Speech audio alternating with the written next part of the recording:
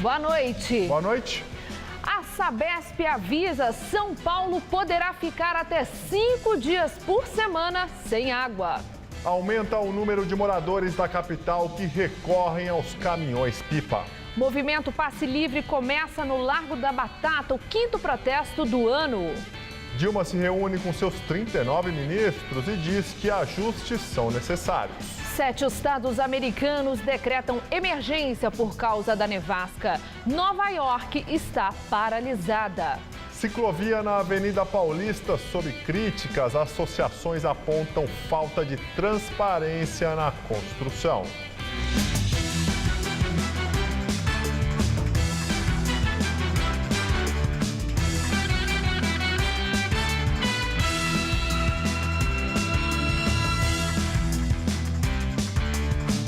Operação da Polícia Militar para recuperar cargas roubadas acaba na apreensão de tanques de guerra na zona sul da capital.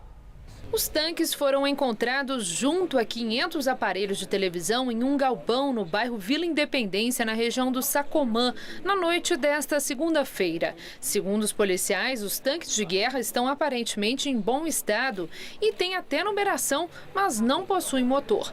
Uma carcaça de outro tanque também foi achada nos fundos do galpão. No local ainda foi encontrado um caminhão semi-reboque que havia sido roubado no litoral paulista e outras peças de veículos. O homem que cuidava do imóvel foi detido.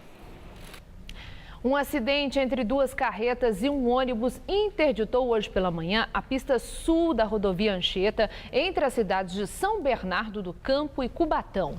De acordo com a Ecovias, concessionária que administra o sistema Anchieta Imigrantes, a colisão aconteceu no quilômetro 42 da rodovia, no sentido litoral, e ficou interditada por mais de 1 hora, além de causar lentidão, principalmente no trecho da serra. A via só foi liberada por volta das 9h30 da manhã. Uma pessoa ficou levemente ferida.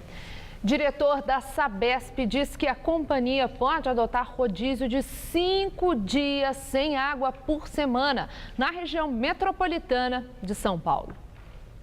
O anúncio foi feito em visita à estação de tratamento em Suzano. Segundo Paulo Massato Yoshimoto, a medida seria usada em situação extrema e pode complementar as ações já adotadas, como redução da pressão e pedido de diminuição do consumo pela população. Cálculo conceitual teórico para reduzir 15 metros cúbicos por segundo lá no Cantareira, precisaria de um rodízio de 2 dias com água por 5 dias sem água. O governador Geraldo Alckmin também estava no evento, mas não deu declarações sobre o rodízio. Ele falou apenas da transferência do rio Guaratuba para o sistema Alto Tietê e sobre as obras da transferência da água da represa Billings. E a Sabesp criou um espaço em seu site para avisar os clientes os dias e os horários em que a pressão da rede de distribuição de água será reduzida. A medida surge para atender a uma resolução da agência reguladora para que a companhia informe ao consumidor quando os técnicos diminuem a pressão em sua casa. Antes da criação da página no site da Sabesp para saber o período que ficariam sem água, os moradores precisavam entrar em contato pelo telefone por meio do número 195 e informar o seu RGI, código de cada imóvel junto à Sabesp, que aparece na conta de água. Agora basta o consumidor acessar o site e fazer a busca pelo município e pelo bairro. A redução da pressão nas tubulações é uma das principais apostas do governador Geraldo Alckmin para economizar água diante da crise hídrica em São Paulo. O sistema Cantareira se mantém estável pelo 2º dia seguido, depois de 2 semanas de queda. Hoje, as represas do sistema, que abastecem 6.200.000 moradores da Grande São Paulo, estão com 5,1% de sua capacidade total, já com a segunda cota do volume morto. Segundo o boletim, choveu 21 milímetros de água no sistema nas últimas 24 horas. No acumulado do mês, foram 134 milímetros, o que corresponde a 49,5% do esperado para janeiro. Já o sistema Guarapiranga subiu de 43 43,7% para 46% entre ontem e hoje. O Alto Tietê também teve uma ligeira elevação de 1 ponto percentual e hoje está com 10,4% de seu volume total. Todo o estado de São Paulo teve uma terça-feira quente e abafada, e essa combinação de calor e umidade alta resulta em chuvas que chegaram a ser fortes, porém isoladas em todas as regiões do estado, inclusive aqui na capital. E de acordo com os meteorologistas, o calorão só deve dar uma trégua a partir de sexta-feira com a chegada de uma frente fria. Vamos ver como fica o tempo amanhã no Brasil e em todo o estado de São Paulo com Mariana Armentano. As temperaturas ficam bem altas nessa quarta-feira em todo o Brasil. O dia já começa quente, com termômetros marcando 22 graus em Cuiabá, 24 em Porto Alegre e 25 graus em Aracaju. Ainda pela manhã as temperaturas disparam e durante a tarde chega a fazer 31 graus em Florianópolis, 33 em Vitória, 34 graus em Teresina e os cariocas voltam a enfrentar aquele calorão próximo dos 40 graus. O tempo só deve ficar firme com poucas chances de chuva na região nordeste do Brasil. Nas outras áreas do país, tempo abafado com chuvas de verão. E elas podem vir em forma de temporais, inclusive aqui em São Paulo. No norte e no oeste do estado, a chuva deve começar já pela manhã. E a máxima vai aos 33 graus em Presidente Prudente e aos 34 em Presidente Bernardes. Na região de Franca, a máxima vai ficar em torno dos 29 graus. Em Barretos, 32 e em São José do Rio Preto, 33 graus. Nas cidades do litoral, o calorão vai ser de 34 graus amanhã. Vamos ver a temperatura aqui para a capital? A madrugada será fresquinha, mínima de 21, mas amanhã à tarde a máxima bate na casa dos 32 graus e a chuva vem a partir da tarde. Na quinta-feira, poucas mudanças e a máxima chega aos 31 graus. O paulistano só deve ganhar um refresco na sexta-feira, quando chega uma frente fria e a mínima prevista fica em torno dos 19 graus e a máxima na casa dos 27. Daqui a pouco eu volto no Jornal da Gazeta, edição das 10. Com a crise hídrica, aumenta o número de moradores e comerciantes da zona norte de São Paulo que compram água de caminhões-pipa. Neste açougue na zona norte, as torneiras secam no meio da tarde e a água só volta no outro dia. O gerente está preocupado. Já estamos providenciando outra caixa d'água lá em cima para, se faltar água, nós esteja... Na padaria, faz pelo menos 3 meses que a caixa d'água já não é suficiente. Para manter o comércio funcionando, a gerente compra água de carro-pipa toda semana. Porque a gente em casa ainda faz economia, né? E pega a água da máquina, vai para o tanque, lava chão. Mas na padaria? E a padaria, como é que faz? Sem água não dá para nem abrir. Não dá. E mesmo assim, é preciso economizar. Estão lavando mais a padaria, passando pano. E também lavando copo fechado, manter. À noite usa mais descartável para economizar água, senão não dá. Sem água da Sabesp durante 12 horas por dia, este condomínio na Vila Amália não encontrou outro jeito a não ser adotar uma espécie de racionamento interno. São 11 horas da manhã, eu estou aqui na Casa de Máquinas e o Marcos, que é o zelador, vai nesse momento fechar o registro de água do prédio. Ele faz isso nos 6 blocos do condomínio, quer dizer que 222 apartamentos ficam sem água a partir desse momento, 11 da manhã. E até que horas, Marcos? Vai até às 17 horas. Isso já vem sendo feito há quanto tempo? Uns 4 meses. Os moradores decidiram em assembleia o período do dia em que o condomínio ficaria sem abastecimento. Nos apartamentos, baldes e até a máquina de lavar servem para juntar a água que vai ser usada durante as 6 horas de registro fechado. A água que nós guardamos, nós usamos durante o dia para lavar uma louça, né? Fazer um café, jogar água no banheiro, né? Até chegar água. Até chegar água. No último fim de semana, Marcos não precisou fechar os registros. O síndico optou por comprar água de carro-pipa para dar uma folga aos vizinhos. É um caminhão-pipa, 20 metros, é o quê? R$400. A gente pega 75 mil litros, que vai dar mais ou menos 2 mil e pouco entendeu? Vantagem para quem fornece água. Nesta empresa, na Moca, Zona Leste, é um caminhão atrás do outro para abastecer. O movimento aumentou 15% nos últimos 3 meses. E só não cresceu mais porque o poço artesiano já está no limite da vazão.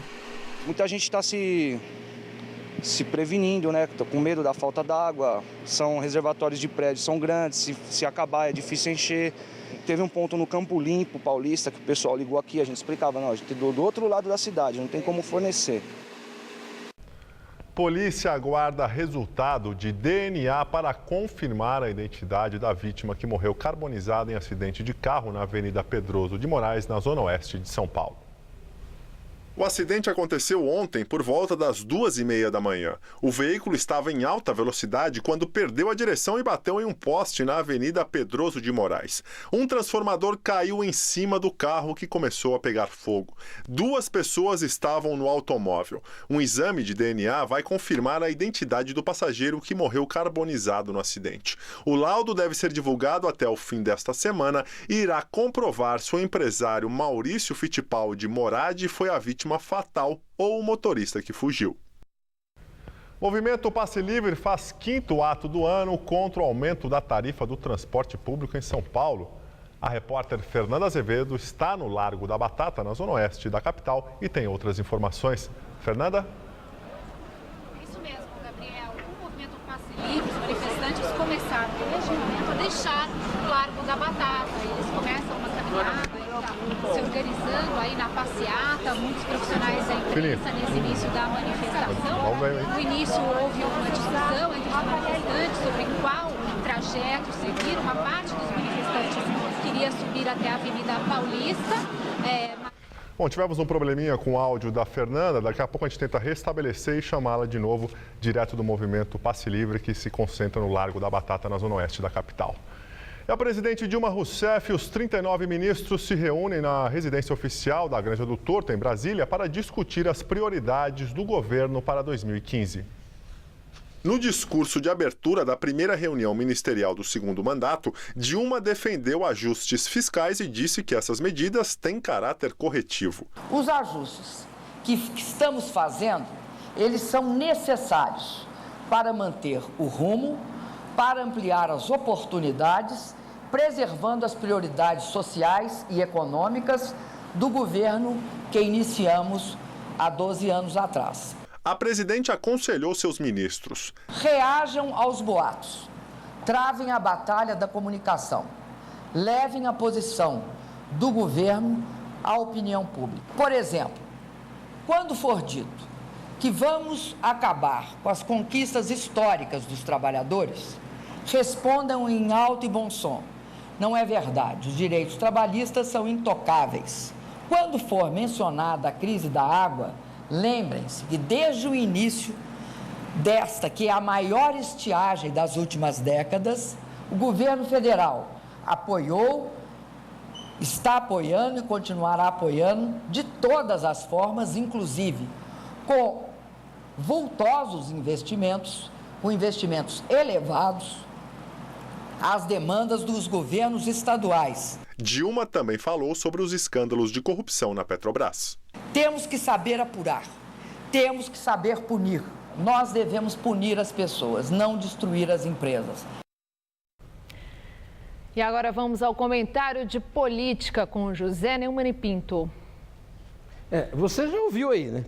Ela disse o seguinte, que as conquistas dos trabalhadores são intocáveis.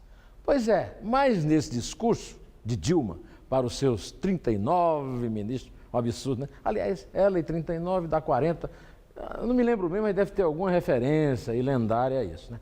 Bom, mas vamos voltar aqui ao que interessa. Ela mudou as regras para o seguro-desemprego, o abono salário, o auxílio-doença e a pensão por morte do trabalhador. E, no entanto, você ouviu aqui na Gazeta ela acabar de dizer que temos de punir as pessoas e não destruir as empresas. Mas o que é isso? O que é isso? Quer dizer que a prioridade dela é salvar a empresa? Ela foi eleita com o seu voto para dizer que as pessoas têm que ser punidas e as empresas não? As empresas que colaboraram para o enorme propinoduto de 20 bilhões de reais na Petrobras têm que ficar intocáveis, porque sem elas o Brasil para? Para por quê? Não tem empreiteira lá no exterior não, é? Pois é, você está pagando com o sacrifício que ela está anunciando em 2015, ou melhor, 2000 e cinzas, os mesmos 20 bilhões roubados na Petrobras, que é o que o ministro Joaquim Dedos de Tesoura Levi está propondo, e ela, pela primeira vez, acertadamente, já que ela nomeou o cara, né, está aprovando e apoiando. Pois bem, é uma boa notícia saber que depois de um mês de volta à clandestinidade, Dilma voltou a falar. Só que ela saiu da clandestinidade, mas ficou no palácio. Ela não procurou o cidadão para pedir desculpa pelos erros que cometeu, porque se as medidas são corretivas, elas servem para corrigir. Corrigir o quê? Os acertos dela no primeiro governo é que não foi. A verdade é que o primeiro governo dela foi tão ruim que vai ser muito difícil fazer um governo ainda pior. Mas eu tenho uma má notícia para você. O mais provável é que seja pior. Aliás, se ela tivesse um pingo de senso político, ela fazia o que Winston Churchill, que nesta semana nós choramos os 50 anos da morte dele, disse aos ingleses para enfrentar os nazistas: eu só tenho a lhes oferecer sangue, suor e lágrimas. Tudo o que a Dilma e o governo dela têm a nos dar é sede, suor e trevas, e o resto é lorota de marketing. Bom, na quinta-feira eu volto. Até. E agora a economia, taxa média de juros cobrada pelos bancos de pessoa física sobe o triplo da alta da Selic em 2014. No acumulado do ano passado, os juros bancários nas operações com pessoas físicas atingiram 43,37% ao ano, avanço de 5,4 pontos percentuais. Isto é mais do que o triplo do aumento dos juros básicos da economia, estipulados pelo Banco Central. Ao longo de 2014, a taxa Selic chegou a 11,75% ao ano, alta de 1,75 ponto percentual. Uma exposição na capital paulista mostra as ruas e outros pontos da cidade de um jeito bem humorado. E quem quiser conhecer, não paga nada para ver São Paulo por Paulo Caruso.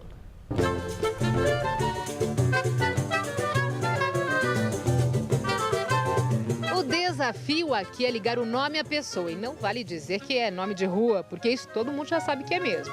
Vamos ver, por exemplo, este senhor do bigode considerável e cabelos ralos. Não? Eis aqui Pamplona?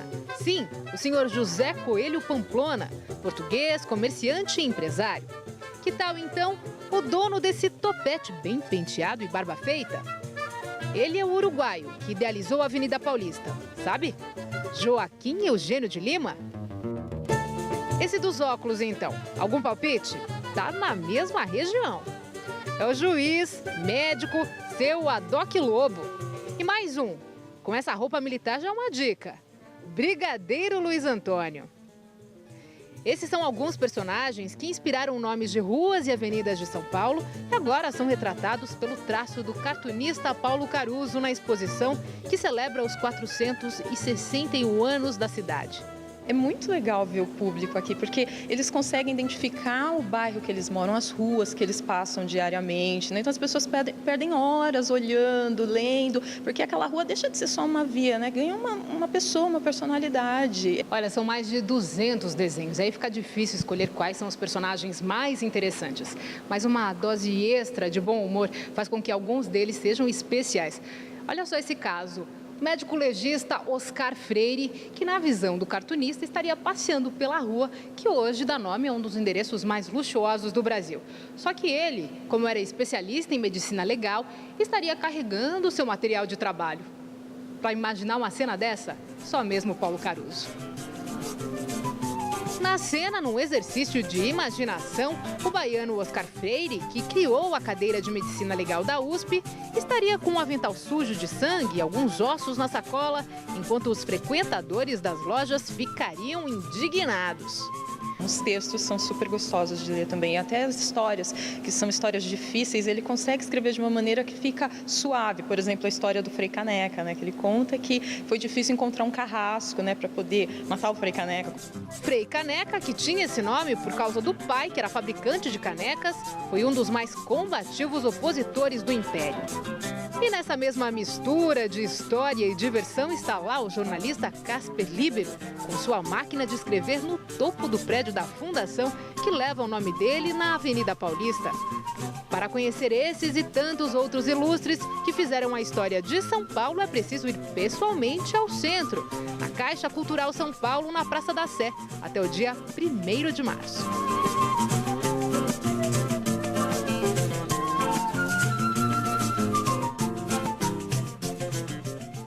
Na Polônia, cerimônias marcaram os 70 anos da libertação do campo de concentração nazista de Auschwitz.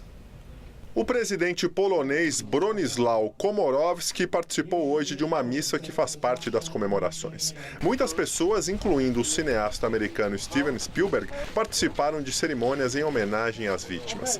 Auschwitz funcionou como um campo de concentração nazista entre 1940 e 1945. Cerca de 1,5 milhão de judeus foram mortos no local pelo regime nazista. E agora vamos ao comentário de política internacional com João Batista Natali. Auschwitz é uma das grandes vergonhas da humanidade. Nesta terça-feira, completam-se 70 anos que esse campo de concentração foi libertado pelo exército da União Soviética. Ali foram mortos 1.100.000 pessoas. O campo foi construído na Polônia ocupada pelos alemães. Servia em 1940 para judeus e militantes da oposição polonesa. A imagem de Auschwitz é um horror que corresponde à verdade, mas apenas a uma parte da verdade. Os campos de concentração não serviam apenas para matar judeus. Eles funcionavam também como unidades de produção. Como a população masculina do Terceiro Reich tinha sido recrutada pelo exército, as fábricas precisavam de mão de obra para funcionar. Foram as indústrias alemãs que construíram os campos de concentração. E quem trabalhava neles eram os perseguidos pelo nazismo. Eles trabalhavam como escravos. O nazismo perseguiu judeus e matou mais de 6 milhões deles. Mas o nazismo ainda perseguiu comunistas, socialistas, ciganos e homossexuais. Eram todos internados em condições precárias de comida e de higiene. Vocês conhecem a jovem holandesa chamada Anne Frank, autora de um famosíssimo diário. Ela era judia e não chegou a ser mandada para as câmaras de gás. Antes disso, ela morreu em Auschwitz de tifo. Os alemães mataram judeus dentro e fora dos campos de concentração. Os judeus da Ucrânia eram assassinados com um tiro na nuca, ao lado de valas comuns em que os cadáveres eram atirados. Foram velhos, mulheres e crianças. O Holocausto foi judaico, mas foi também uma operação hedionda de eliminação de prisioneiros de guerra, de dissidentes e de militantes da esquerda. Na entrada de Auschwitz havia a inscrição Arbeit macht frei. O trabalho liberta. Era o humor negro dos canalhas nazistas. Ninguém queria libertar coisa nenhuma. Era a intolerância, a fúria homicida. Estamos diante de um dos maiores horrores da humanidade. É assim que o mundo gira. Boa noite. Pesquisa revela que brasileiros representam quase metade de toda a mão de obra escravizada no oeste de São Paulo, aliás, no estado de São Paulo. O estudo realizado pela Secretaria de Justiça e Defesa da Cidadania traz à tona a discussão sobre o tráfico de pessoas e trabalho escravo. Eu chorava muito porque eu não podia mandar dinheiro, sabendo que eu tinha uma filha lá e sem poder mandar dinheiro. Este é o desabafo de um boliviano que hoje, aos 30 anos, relembra a chegada ao Brasil em 2005. Na Bolívia, ele deixou esposa e 2 filhos. Veio para o Brasil sem dinheiro e trocou a própria mão de obra para custear a passagem de $300 até São Paulo. Eu paguei minha dívida com trabalho de 7 a 8 meses. Eu paguei assim, trabalhando de segunda a domingo. Horário normal, de 7 da manhã até 10 horas da noite. Minha rotina era isso, durante 4 meses, 7 meses assim. Depois eu saí a primeira vez de 4 meses e eu gravei todas as coisas, a que rua, a que bairro estou passando, assim. E tentei fugir, mas não havia caso de fugir, porque eu não sabia falar português.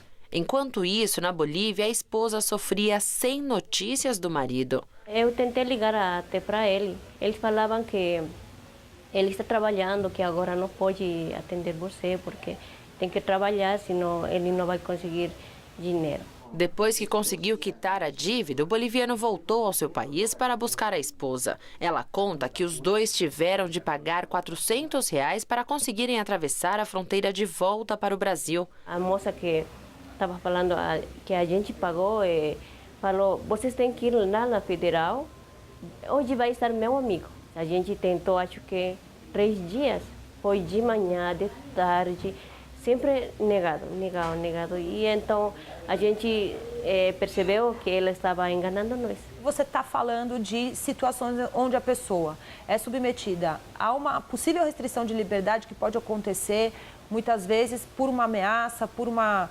restrição de documentos, por uma servidão por dívida, a pessoa não pode sair dali por conta disso.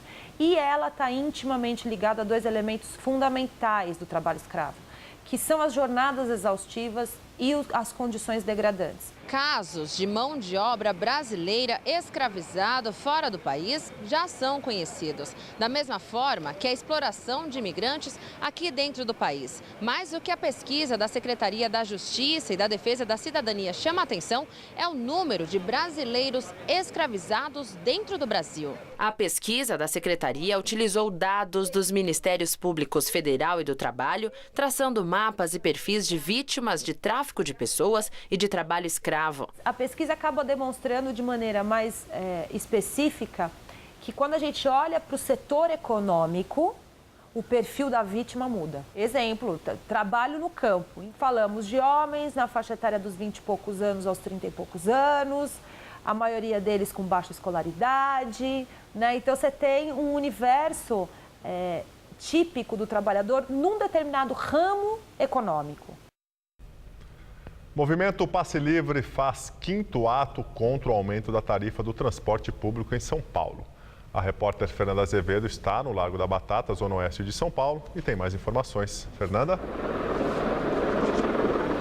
Os manifestantes já ocupam uma das faixas aqui da Avenida Faria Lima. Eles caminham no sentido da Vila Mariana, Parque Ibirapuera. Nesse sentido, no outro lado, a pista está liberada. Há um cordão de policiais militares, como vemos agora, acompanhando a manifestação, que se move com um pouco mais de velocidade nesse momento. Até então, eles estavam um pouco mais concentrados ainda lá no Largo da Batata. Agora começa a caminhar esse 5º ato, que pede aí a queda do preço da tarifa para R$3 e a redução de 50 centavos no preço da tarifa. Há um cordão de manifestantes inicial segurando uma faixa e eles seguem então atrás. Segundo a atualização da Polícia Militar, cerca de 1.500 manifestantes estão neste ato.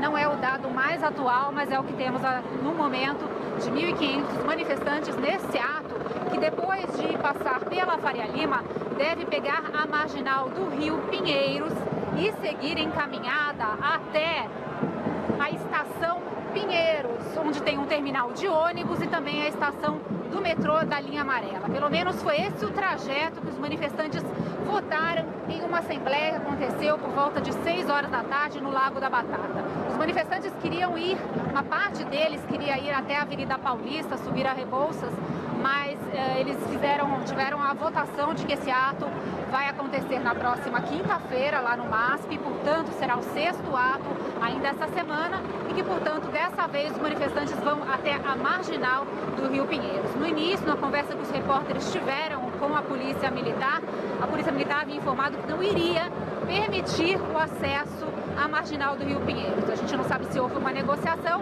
o fato é que eles estão aqui na Faria Lima, seguindo então no trajeto que havia combinado previamente. Nós voltamos ao estúdio. Obrigada, Fernanda. E a repórter Sabrina Pires acompanha a manifestação de outro ponto. Sabrina, como está a situação? Olha, aqui no Largo da Batata, onde foi a concentração dos manifestantes, há um bloqueio da CET já há pelo menos 2 horas. na Faria Lima, um pouquinho antes, inclusive, do Largo da Batata. A marcha segue no sentido aqui do viaduto Cidade Jardim e pega muita gente de surpresa. O pessoal saindo, voltando do trabalho, saindo da estação Faria Lima, por exemplo, indo de ônibus e acaba pegando muito trânsito aqui na região ou simplesmente fica impedido de passar nesse sentido do viaduto Cidade Jardim. Durante a Assembleia foram pensados 5 endereços, 3 deles em passagens que a polícia já havia dito que não poderia ir. Avenida Paulista e Marginal Pinheiros, o MPL acabou decidindo ir para o Terminal Pinheiros, indo para a Marginal Pinheiros. Isso a polícia já disse que não iria aceitar. O policiamento aqui é reforçado. 350 homens, 60 viaturas, 46 motos. Ainda assim, os manifestantes disseram que é direito à manifestação e que eles deveriam ir aonde quisessem e, por maioria, esse foi o caminho escolhido. Na última sexta-feira, o 4º ato do MPL, o Movimento Passe Livre, terminou em confusão, assim como os outros, muita confusão lá no centro, com agências depredadas, prédios públicos danificados, 7 pessoas levadas à prisão e também 2 pessoas feridas, entre elas um repórter do jornal Estado de São Paulo. A tensão é grande porque eles insistem em passar por um endereço que a polícia já disse que não poderia. Voltamos ao estúdio. Obrigada, Sabrina. Ciclovia na Avenida Paulista gera polêmica. Associações criticam a falta de transparência no processo de construção. O Ministério Público já abriu um inquérito para investigar as possíveis irregularidades e os impactos da obra no trânsito da região. As obras estão a todo vapor. Em alguns trechos, 2 faixas da Avenida Paulista estão interditadas. Os trabalhos começaram na primeira semana do ano e devem durar 6 meses. A ciclovia da Paulista, orçada em 15 milhões de reais, estará interligada a outras 11 da cidade. Os jardins serão removidos e algumas placas de sinalização adaptadas. As passagens de pedestres ao longo da via não serão alteradas. Pelo projeto da Prefeitura, as pistas da Paulista vão ser reduzidas em 20 centímetros cada uma. Isso vai permitir que o canteiro central, que hoje mede 3,5 metros de largura, seja ampliado para 4 metros. Mas algumas entidades estão receosas que esta delimitação não seja cumprida ou ainda que esta mudança tire o espaço hoje destinado aos carros. A Associação Paulista Viva afirma que a Prefeitura ainda não apresentou um projeto executivo detalhado. A entidade elogia a política cicloviária da cidade, mas avalia que no caso da Paulista, a faixa deveria ser construída nas vias secundárias. A Paulista tem vias paralelas que poderiam atender a questão de origem e destino, poderiam estar integradas aos grandes modos de transporte da região da Paulista, quer dizer, poderia integrar para que se construa efetivamente uma cultura do uso da bicicleta. O nosso entendimento é que uma implantação de um projeto dessa importância, ele não pode gerar áreas de conflito na sociedade. Nós não podemos ter um grupo que é a favor de algo, outro que é contra. Será que o investimento que não se sabe qual não poderia estar sendo empregado para um maior número de pessoas na melhoria de algum tipo de transporte público? O Sindicato das Empresas de Motofrete de São Paulo acha que, se houver estreitamento das pistas, o motoqueiro terá menos espaço para circular entre os carros, o que pode comprometer a segurança. Você vai diminuir a via de rolamento, provocando sim um número de acidentes muito maiores. Imagine você, mais ou menos 60, 80 mil motos em filas indianas na Avenida Paulista. Isso vai ocasionar um trânsito muito maior ainda que já existe. Tem que ser uma via expressa, não você fazer um travamento de uma via tão importante da cidade de São Paulo. No dia 11 de setembro do ano passado, o Ministério Público Estadual abriu inquérito para apurar possíveis irregularidades no sistema cicloviário da cidade, incluindo o trecho da Paulista. O MP cobrou da Prefeitura e da CET laudos com os impactos no trânsito, normas de segurança adotadas e também sinalização na via. Este consultor especialista em transportes diz ser favorável à implantação das ciclovias, mas que hoje falta planejamento. Aqui, ou na Bernardino de Campos, na Domingos de Moraes, na Avenida Jabaquara, a continuidade da ciclovia da Paulista não vai ter segregação física. Isso é totalmente fora das normas de segurança. Eu acho que existe um erro técnico, básico, fundamental associado à segurança e só esse quesito, só esse aspecto da segurança já é suficiente para repensarmos nesse eixo. Em nota, a CT esclarece que as 8 faixas de rolamento da via serão mantidas com alguns ajustes e que alguns trechos próximos aos semáforos ganharão grades para proteção dos ciclistas. O Compresp, Conselho Municipal de Preservação do Patrimônio Histórico, Cultural e Ambiental da cidade de São Paulo, aprova o projeto das empresas Cirela e Cetim para a construção de 3 prédios no terreno do Parque Augusta, no centro da capital. A ata da reunião do Conselho será divulgada nos próximos dias. As construtoras erguerão 3 edifícios com até 45 metros de altura em uma área equivalente a 40% do terreno, que possui 25 mil metros quadrados. O parque vai ocupar o restante da área e deverá ter administração particular. O projeto teve de ser submetido ao Compresp, porque em 2004 o órgão decidiu pela preservação do conjunto das árvores do bosque existente no terreno. O projeto das construtoras contraria as reivindicações do movimento popular, que defende a criação do parque na totalidade do terreno e realizou vários protestos contra as construções. E agora as notícias do esporte com Estela Gontijo e Celso Cardoso. 4 equipes brasileiras estão entre os 15 clubes com mais sócios torcedores no mundo. 2 gaúchos e 2 paulistas. Celso Cardoso. Pois é, Estela, internacional. Grêmio, Palmeiras e Corinthians aparecem no ranking entre os 15 melhores. O time com mais sócios torcedores no mundo é português, com 270 mil inscritos no programa. O Benfica de Portugal é o time com o maior número de sócios torcedores, seguido de Bayern de Munique da Alemanha e Arsenal da Inglaterra. O brasileiro melhor posicionado é o Internacional, que ocupa a 6ª posição, com quase 130 mil sócios torcedores. Depois aparece o Palmeiras na 11ª colocação, com mais de 80 mil participantes. Na sequência vem Grêmio em 12º e Corinthians no 14º lugar. O que isso significa para o Brasil e para São Paulo? Que os clubes estão realmente abrindo os olhos para uma fonte de renda que até então era ignorada. Há estudos que mostram que se cada clube tiver 1% de sua torcida como sócio torcedor, é possível arrecadar mais de R$1 bilhão por ano.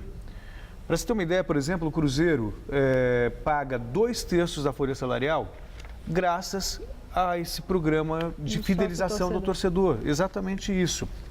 O Palmeiras contratou agora 16 jogadores e tem a ver também com o crescimento do programa de sócio-torcedor. Então, é muito provavelmente os clubes vão superar os valores das cotas de televisão só com esse tipo de programa, que oferece como contrapartida econômica descontos para torcedores, não só o ingresso, mas benefícios vários.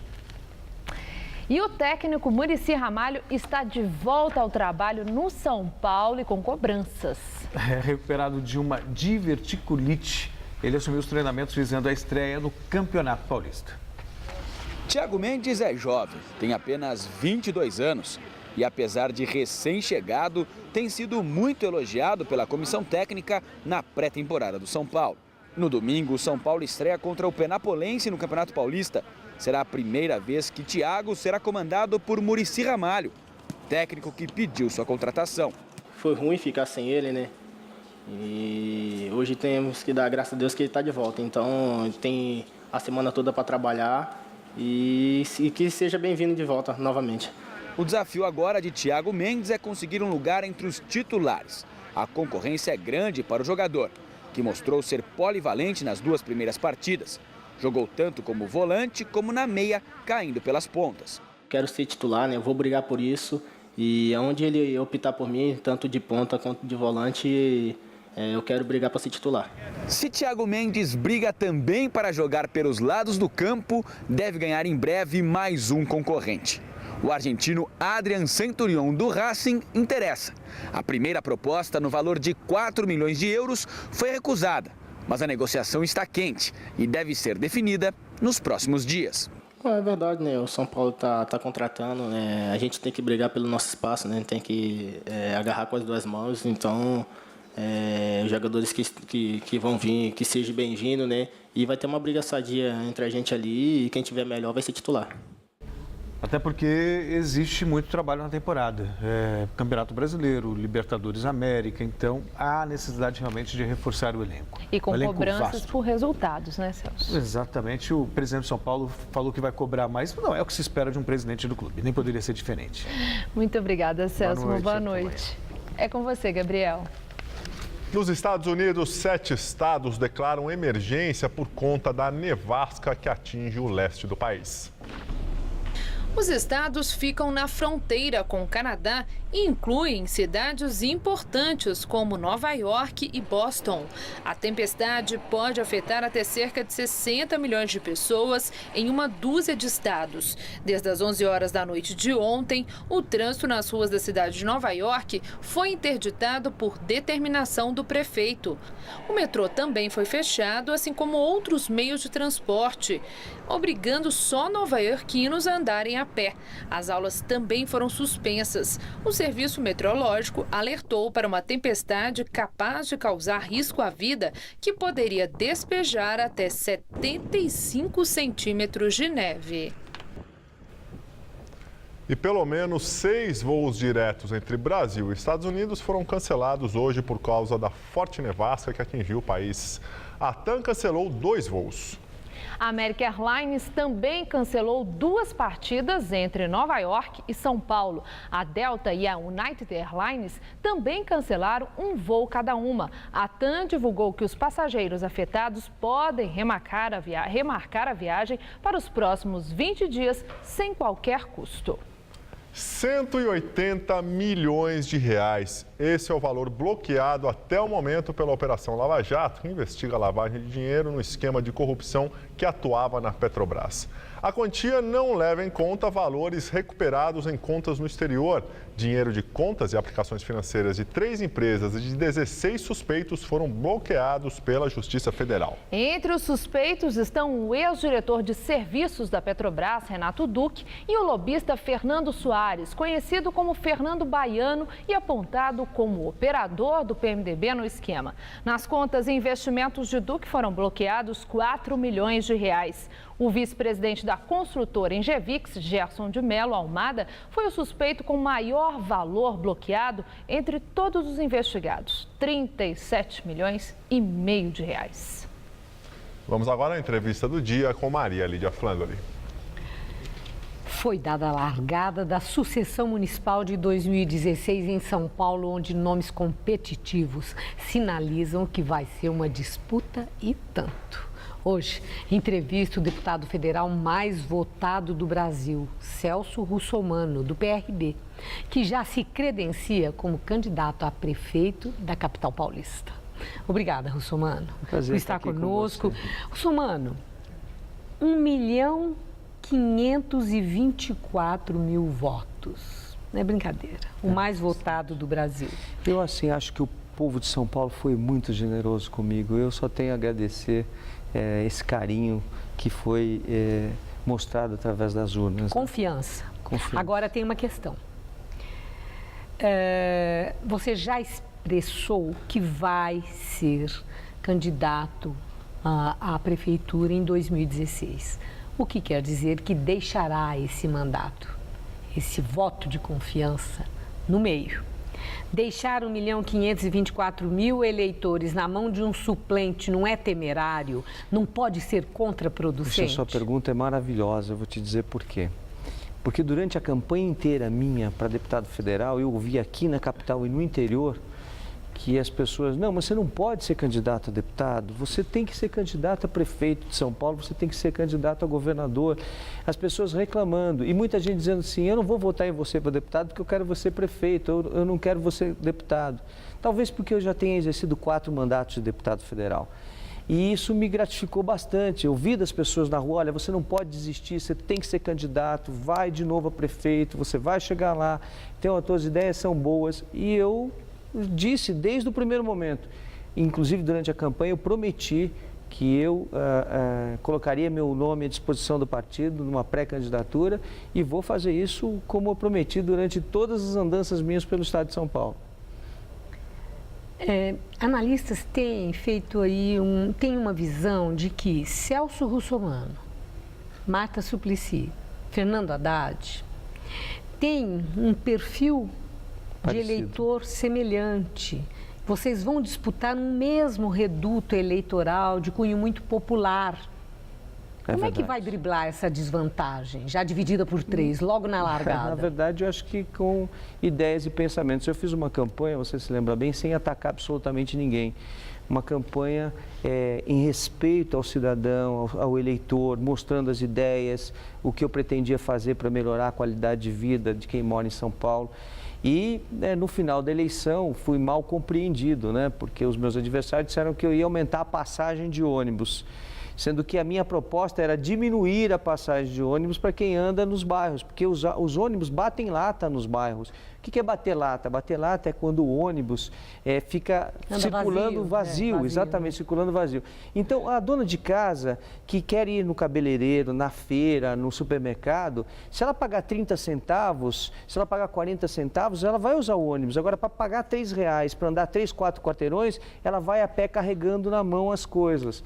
Isso é muito triste, porque em qualquer país do mundo funciona assim. Quem anda no bairro, você fomenta a economia do bairro, você fomenta o crescimento do bairro e os bairros deixam de ser dormitório. Hoje em dia todo mundo vai para o centro da cidade e volta para o bairro. E vai para o centro da cidade e volta para o bairro. E os ônibus lotados e durante o percurso deles nos bairros isso não acontece. Você pode mudar esse processo? Pode. A passagem maior tem que ser R$3? R$3. Agora, quem anda no seu próprio bairro tem que pagar pouco. Agora, quem tira mais voto de Celso Russomano, dos nomes que já estão credenciados? Eu nem falo do PSDB, porque é uma lista no PSDB, ainda não há um especial, mas no PT é o Haddad. A Marta já está aí deixando muito claro o intento dela de sair candidata. Nós não sabemos por que partido. Quem tira mais voto de Celso Russomano, Marta ou Haddad? Eu acho que nesse momento ninguém, viu? Eu acho que a Marta já teve a sua oportunidade de ser prefeita em São Paulo, o Haddad está mostrando a sua gestão e eu tenho muita coisa para dar para a cidade de São Paulo ainda. E eles não têm? E com uma diferença. Eu sou aquele que defende o consumidor do serviço público. Por sinal, agora eu vou apresentar o projeto de lei que é o projeto de lei, a lei, né, que defende os direitos do usuário do serviço público, do consumidor do serviço público, em todas as esferas. Porque hoje em dia, infelizmente, o que é público é de péssima qualidade, devia ser o contrário. O que é público devia dar exemplo para a iniciativa privada como o melhor. Então, esse processo tem que mudar. Então, o serviço público tem que mostrar que é eficiente, que tem qualidade e que tem competitividade para estar no mercado. Russomano, você disse que foi massacrado pelos seus adversários, né? Porque saiu na frente, teve essa coisa do ônibus que já foi explicada. 2016 será diferente? Será muito diferente, com certeza absoluta. Por quê? Porque eu saio vacinado, né? Quando a gente toma uma vacina, a gente não pega mais a doença, não é verdade? Não é assim que funciona? Você se imuniza, né? Eu estou imunizado, agora eu sei como agir. Eu fui de peito aberto, fui querendo mostrar suas ideias, etc. e tal, e fui massacrado. Hoje em dia, eu sei como me defender dos ataques inverídicos e das mentiras, né?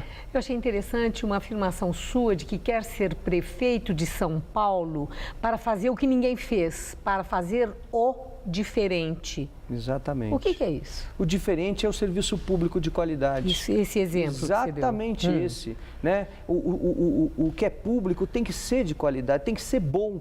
Afinal de contas, a gente paga impostos e paga caro. E essa cidade arrecada 30 bilhões de reais por ano.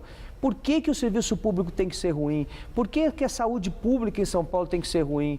A gente tem que priorizar as coisas boas e é isso que a gente vai fazer. E qual é o foco mais vulnerável na administração Haddad, por exemplo? Hoje a qualidade da saúde é péssima e a falta de vagas nas escolas, principalmente para as pessoas que precisam de creches.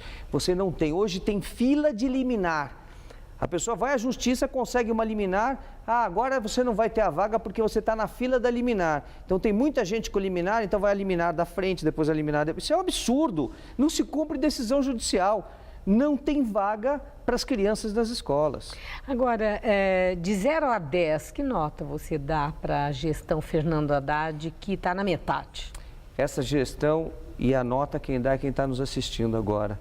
E pode ter certeza que ela não é nada boa de acordo com as pesquisas. Mas melhorou. Recentemente, a Haddad resgatou aí uma aprovação do cidadão. Isso aí não pode ser uma tendência e está em crescimento com essas novidades, os corredores, as ciclovias. Ele tem que correr atrás... a mudança no secretariado. Ele tem que correr atrás do prejuízo. A mudança no secretário está se fazendo para que ele tenha os partidos do lado dele.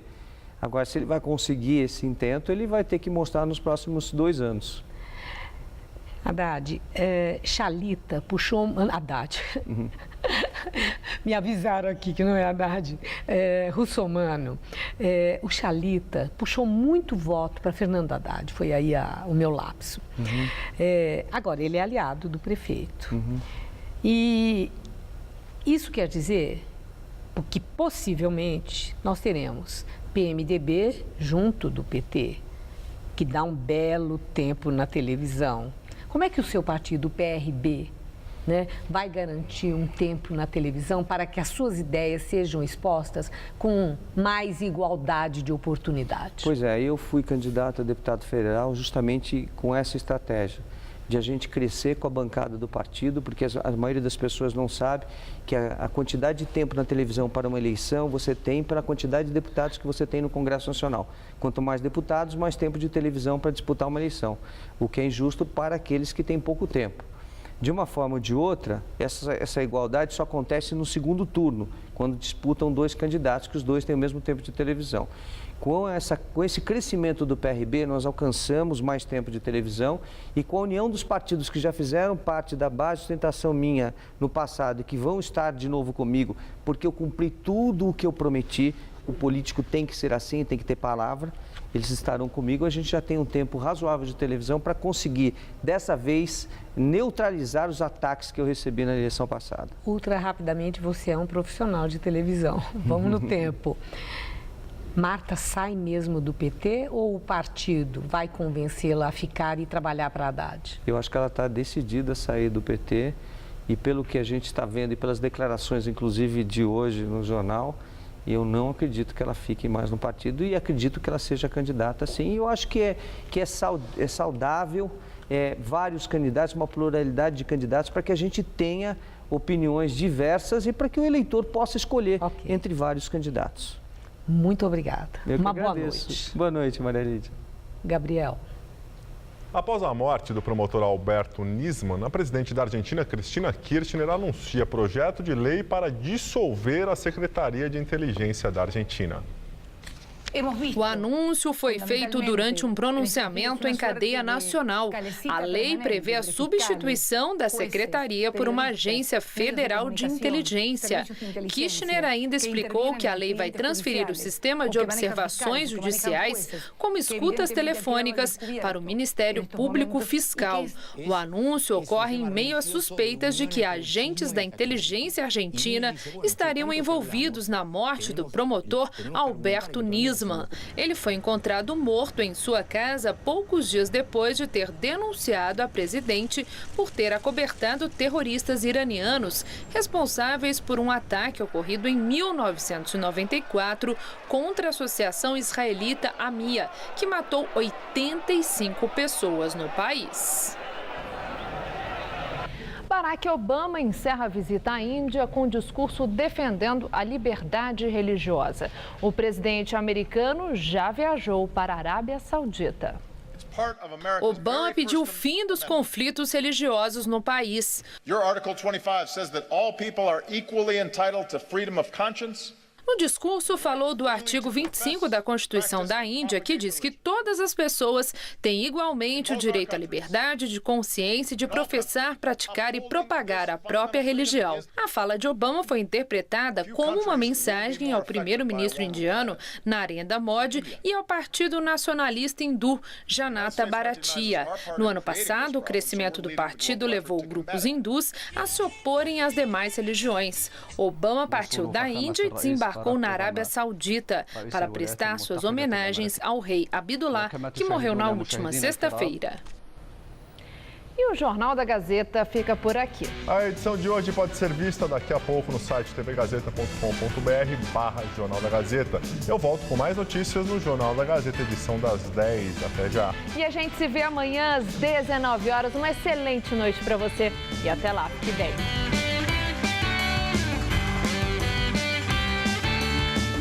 Hoje, 11h30 da noite, conheça a trajetória do jornalista Goulart de Andrade na série Inspiradores.